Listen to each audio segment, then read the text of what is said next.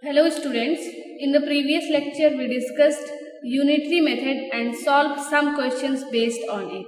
Today again we are going to continue this topic, that is unitary method, and we will solve some questions based on it. So students, let us see the first question.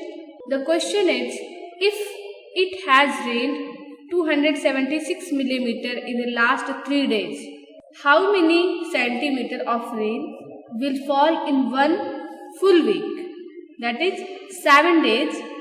Assume that the rain continues to fall at the same rate. So students, how you will do this question? Question में हमें दिया है कि 3 days में 276 millimetre rain हुई है, तो आपसे पूछ रहा है कि 7 days में कितनी सेंटीमीटर रेन होगी। लेकिन आपको सबसे पहले ये फाइंड आउट कर लेना है कि 1 डे में कितनी रेन हो रही है, क्योंकि आपको ये भी दिया है the rain continuous to fall at the same rate. जितना रेन फर्स्ट डे हो रही उतना ही सेकेंड डे, उतना ही थर्ड डे। तो बहुत सिंपल है, 3 डेज का दिया है, यहाँ से 1 डे का फाइंड आउट कर लीजिए। जब 1 डे का फाइंड आउट हो जाएगा तो उसमें 7 से मल्टीप्लाई करके 1 वीक का फाइंड आउट कर लीजिएगा, तो आपको पता चल जाएगा कि how many millimetre of rain will fall in 7 days. फिर मिलीमीटर को आप सेंटीमीटर में चेंज कर लीजिएगा। The question is very simple. Let us see how we will solve this question. At first we will write measure of rain in 3 days, that is 276 millimeter. Then measure of rain in 1 day. 1 day का find out करने के लिए 276 को 3 से divide कर देंगे और हमें पता चल जाएगा कि 1 डे में कितनी रेन हुई है। डिवाइड करिए, 3 1 जा 3, 3 9 जा 27, 3 2 जा 6, हो जाएगा 92 millimetre. So now we have to find measure of rain in 1 week, that is 7 days. Measure of rain in 1 week. तो 1 week में 7 days होते हैं, तो हम 92 को मल्टीप्लाई कर देंगे 7 से। 7 2 जा 14, 1 कैरी, 9 7 जा 63, 63 1 64, तो हो जाएगा 644 मिलीमीटर। अब आपको पता चल गया कि 1 वीक में कितने मिलीमीटर रेन हुई है, लेकिन आपसे क्वेश्चन तो सेंटीमीटर में पूछ रहा है, तो सिंपल है, मिलीमीटर को आप सेंटीमीटर में कन्वर्ट कर दीजिए। And you know that 1 millimetre equal to क्या होता है, 1/10 centimetre. Then 644 millimetre equal to 644/10, ये आ जाएगा सेंटीमीटर में, और ये हो जाएगा 64.4 centimetre, and it will be your answer. You can write that the 64.4 centimeter of rain will fall in 1 full week. Thus 64.4 centimeter of rain will fall in 1 full week. The second question is, cost of 5 kg of wheat is rupees 30.50. Then what will be the cost of 8 kg of wheat? आपको 5 kg wheat का cost दिया है और आपसे question पूछ रहा है कि फाइंड करिए cost of 1 kg of wheat। तो आप यहाँ पे यूनिटरी मेथड अप्लाई करिए। हमने आपको बताया था कि जब आप कॉस्ट ऑफ मेनी थिंग्स दिया हो तो cost of 1 thing find out करने के लिए डिवाइड करोगे। यहाँ पे आपको कॉस्ट ऑफ 5 kg दिया है, तो सबसे पहले आप कॉस्ट ऑफ 5 kg की हेल्प से 1 kg का फाइंड आउट कर लीजिए। जब आपको कॉस्ट ऑफ 1 kg वीट पता चल जाएगा तो आप cost of 8 kg find out करने के लिए मल्टीप्लाई कर दोगे और आपको आंसर मिल जाएगा।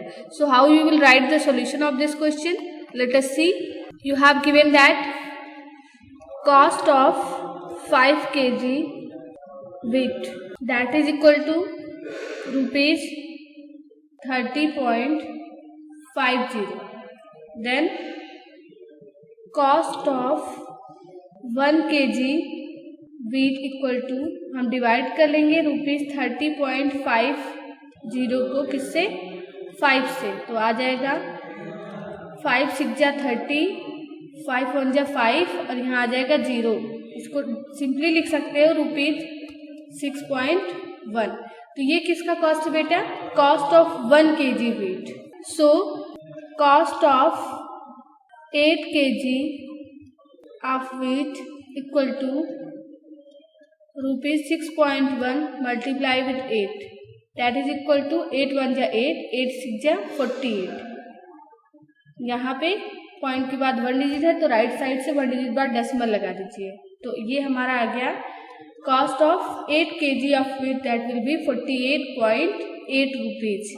Option B is what quantity of wheat can be purchased in ₹61। अगर आपके पास 61 रुपीज हो तो आप कितनी क्वांटिटी व्हीट की परचेज कर सकते हो? देखिए,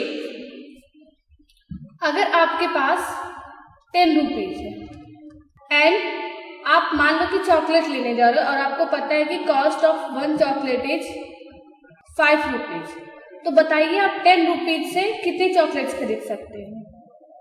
obviously 2। How you got this answer? When you will divide money by cost of 1 chocolate, then you will get that how many chocolates you can purchase. In the similar way, when you will divide 61 upon cost of 1 kg wheat, then you can find what quantity of wheat you can purchase.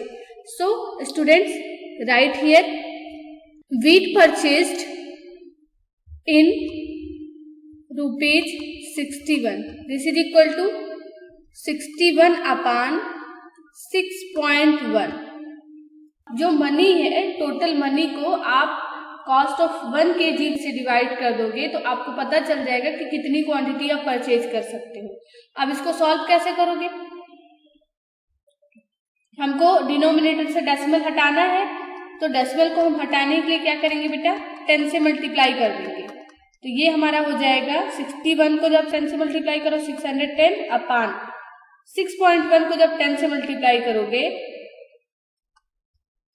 तो पहले 61 को 10 से कर लो, 610 आ गया। Point के बाद 1 digit है तो पॉइंट के बाद आफ्टर 1 डिजिट राइट साइड से डेसिमल लगा दो, आ जाएगा 610 अपान 61। इसको सॉल्व कर लो, 61 1 जा 61, 61 1 जा 61 और 0 आ जाएगा तो आ जाएगा 10। So 10 kg of wheat you can purchase in ₹61. Students, let us see the third question. That is, Anish made 42 runs in 6 overs and Anup made 63 runs in 7 overs. Who made more runs per over? आपसे question कह रहा है कि अनीश ने 42 runs बनाए 6 overs में और अनूप ने 63 रन्स बनाए 7 ओवर्स में। अब आपको बताना है कि किसने पर ओवर ज्यादा रन बनाए। तो सबसे पहले हम क्या फाइंड आउट करेंगे कि अनीश ने 1 ओवर में कितना रन बनाया और अनूप ने पर ओवर में कितना रन बनाया। उसके बाद हम दोनों को कंपेयर कर लेंगे तो हमें पता चल जाएगा that who made more runs per over. So students, we will write the solution. We will write here runs made by Anish in 6 overs, that is equal to, given that 42. Now we will find runs made by Anish in 1 over। 1 over का find out करने के लिए आप 42 को किससे divide कर दोगे? 6 से, तो कितना आ जाएगा? 7। Then we will write runs made by Anoop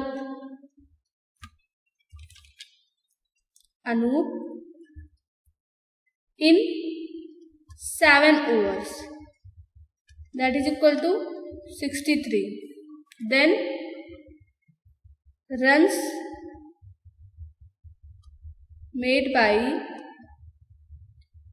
Anup in 1 over, that is 63 upon 7, तो कितना आ जाएगा? 9 आ जाएगा। अब कंपेयर कर लीजिए, 1 ओवर में अनीश बनाता है 7 रन्स एंड 1 ओवर में अनूप बनाता है 9 रन्स। तो obviously who made more run per over? That is Anup. So here we will write, therefore Anup scored more runs than Anish. So students, we know that practice makes us perfect. Let us try to solve these questions.